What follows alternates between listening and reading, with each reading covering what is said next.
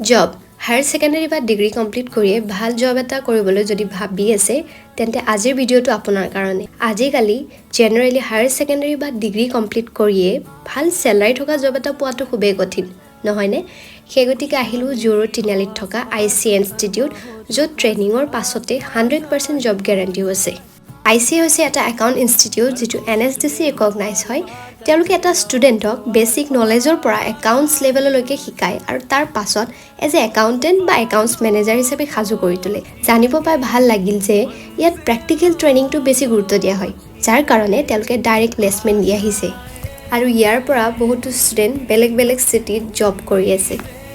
লগতে ইয়াতে বিভিন্ন ধৰণৰ কোৰ্ছসমূহৰ ব্যৱস্থা আছে যেনে ধৰক Tally business accountant SAP tax accountant administrative coordinator accounts executive accounts officer ইত্যাদি